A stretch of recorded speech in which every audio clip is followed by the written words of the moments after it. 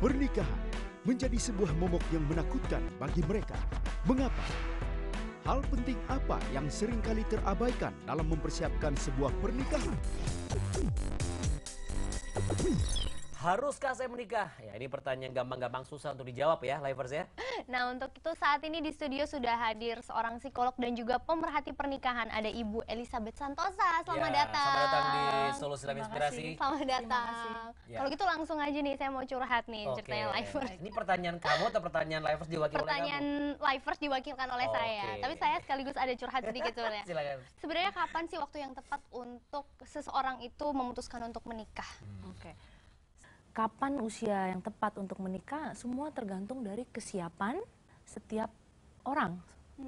Kesiapan apa saja? Ada kesiapan biologisnya dan juga ada kesiapan sosio-emosional atau kesiapan mentalnya. Ya, terus lantas kesiapan mental sama fisik seperti apa yang harus dipersiapkan sebenarnya? Baik. Untuk kesiapan fisik, artinya setiap pasangan perlu tahu kondisi kesehatannya masing-masing. Artinya apakah ada penyakit bawaan, turunan, nah itu perlu diperhatikan. Jangan sampai nanti mengganggu kehamilan di masa mendatang. Jadi lebih baik diketahui di awal daripada pada akhirnya baru ketahuan nanti, oh kok begini gitu ya. Ya, benar. Berarti harus melakukan check up tadi ya? Ya. Medical check up ya. Medical check up itu bagus. Yang kedua ada disebut kesiapan mental. Itu kalau seseorang itu sudah membuat keputusan bulat, tidak dipengaruhi oleh orang lain, Tanpa tekanan apapun. tanpa tekanan dari orang tua atau dari teman-teman sekitarnya, tapi dia sudah bisa memutuskan bahwa ini yang terbaik untuk dirinya.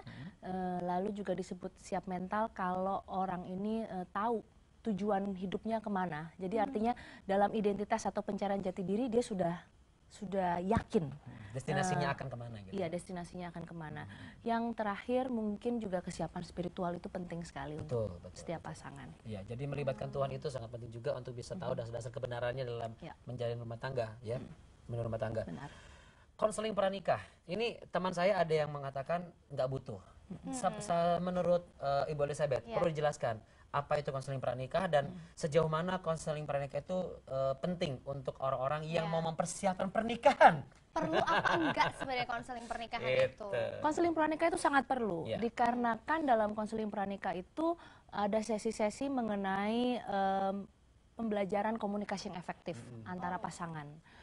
Tentang mengenai resolusi konflik. Kalau konflik terjadi, misalnya antara suami istri, bagaimana menghadapi ini. Lalu juga belajar mengenai isu-isu konflik yang dibawa dari dulu oleh orang tua. Jangan sampai itu belum selesai, punya masalah di masa lalu sama orang tua, sama mama, sama papa, dan dibawa ke sekarang ke dalam pernikahan, dalam rumah tangganya. Sementara pasangan kita juga nggak ngerti, ini kenapa kamu kayak begini gitu ya. Karena itu isu konflik yang harus diselesaikan. Dan itu bisa diselesaikan dengan mediator adalah konseling pranikah tadi. Bisa, salah satu. Kalau yang terlambat belum konseling, ini waduh, sekarang misalnya Livers gini, wah saya belum melewati ini nih, kira-kira perlu konseling lagi atau bagaimana langkahnya? Boleh. Ya walaupun memang ibaratnya sudah telat gitu, karena sudah disebut pra itu kalau sebelum menikah, tapi boleh saja melakukan konseling lagi. Intinya konseling itu perlu juga ya.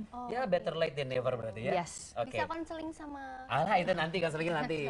Oke, berarti langsung aja. Summary.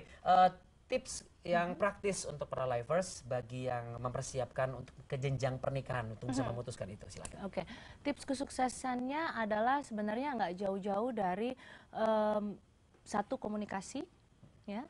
Kedua pasangan saling menerima diri atau adanya self acceptance, ya.